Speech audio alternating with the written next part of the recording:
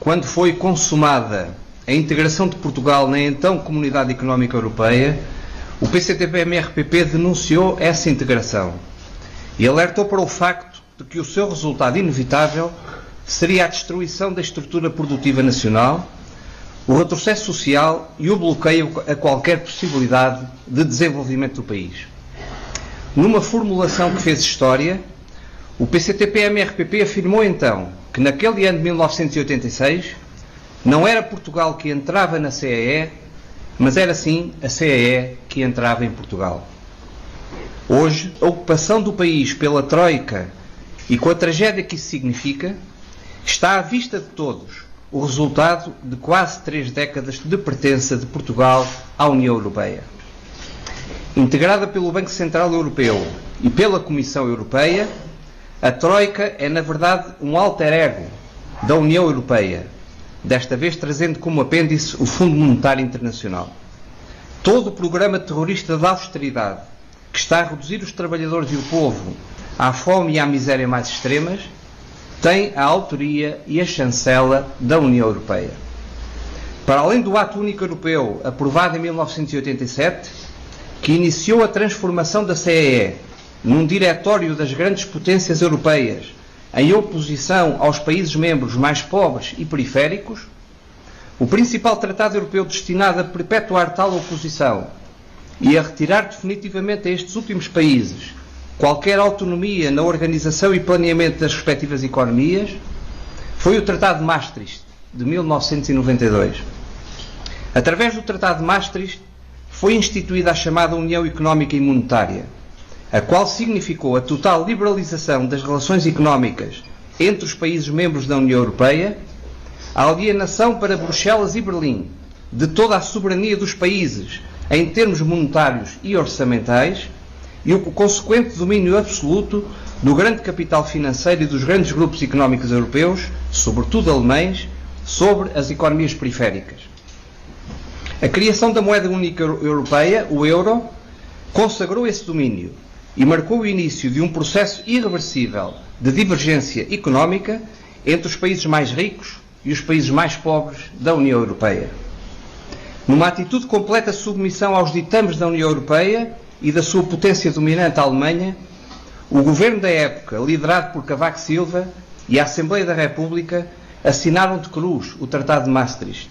e esconderam do povo português as consequências do mesmo. A exigência de realização de um referendo nacional sobre tal tratado, formulada pelo PCTP-MRPP, foi então recusada e a entrada no euro foi imposta ao país como sendo um instrumento de progresso, quando na realidade representou um retrocesso inevitável em todos os indicadores económicos e em todos os domínios relacionados com os direitos e o bem-estar dos trabalhadores e do povo. Nas eleições de maio para o Parlamento Europeu, a candidatura do PCTP-MRPP apresenta como ponto programático principal a saída de Portugal do euro.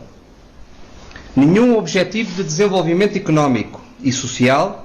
pode ser alcançado enquanto o país estiver subjugado pela moeda única europeia e pelos mecanismos de controle económico e político que lhe estão associados. O euro não é mais do que o marco alemão travestido de moeda única europeia. Através do Banco Central Europeu, que é também ele a nova configuração do Bundesbank, a Alemanha gera o euro como moeda própria, agindo sobre as taxas de juro e sobre o seu valor cambial face às demais moedas, de acordo com as conveniências da sua oligarquia financeira e dos seus grupos industriais. Em contrapartida, todos os demais países da zona euro estão impedidos de utilizar estes instrumentos de política monetária e são obrigados a conservar uma moeda sobrevalorizada relativamente às necessidades de funcionamento e de revitalização das suas economias. Esta situação torna-se verdadeiramente insustentável em países periféricos como Portugal, que foram alvo de uma sistemática liquidação do seu aparelho produtivo e que foram forçados a contrair dívidas colossais para alimentar a banca e a parasitagem que gravita à sua volta.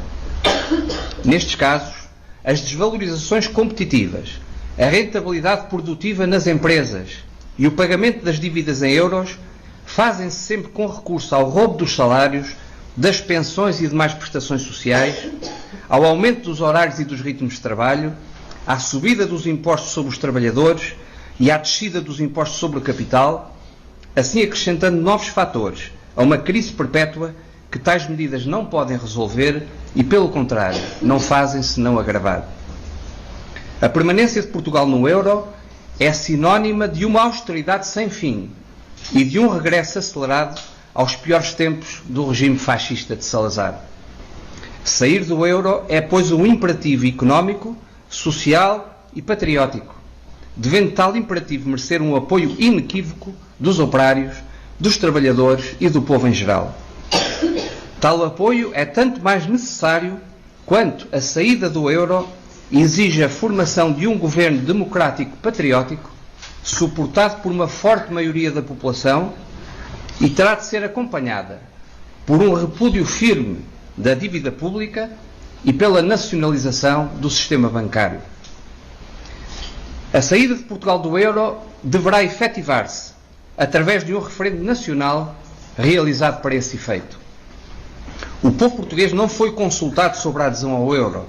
e foi iludido quanto aos pretensos benefícios dessa adesão.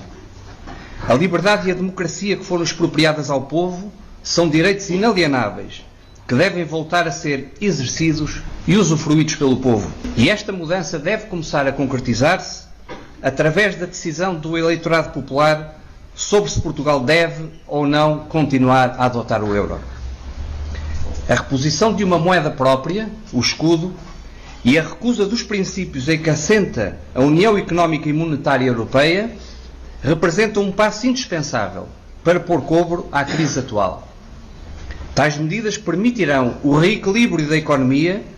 e a utilização em pleno dos valiosos recursos do que o país dispõe, colocando-os ao serviço de um plano de desenvolvimento que garanta o pleno emprego e reponha os direitos que foram sonegados aos trabalhadores e ao povo. A concretização destes objetivos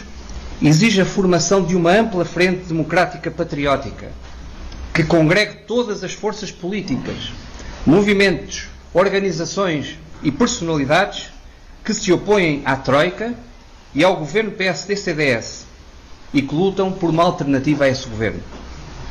Nas eleições para o Parlamento Europeu, seria desejável a constituição de uma candidatura democrática patriótica com aquele âmbito e alcance. Não sendo isso possível, o que se terá de exigir dos deputados portugueses eleitos para o Parlamento Europeu é que lutem aí firmemente e estabeleçam as alianças necessárias para que o propósito de saída de Portugal do euro possa ser realizado. Para isso é também indispensável fazer destas eleições para o Parlamento Europeu um meio para derrubar o governo de traição nacional Coelho Portas e para a constituição de um governo democrático patriótico, o qual deverá ter como tarefa principal encetar as diligências necessárias à saída do país do euro. Se estes passos forem dados, haverá todas as condições para que Portugal ultrapasse a situação dramática em que se encontra e para que o povo português possa afirmar a sua dignidade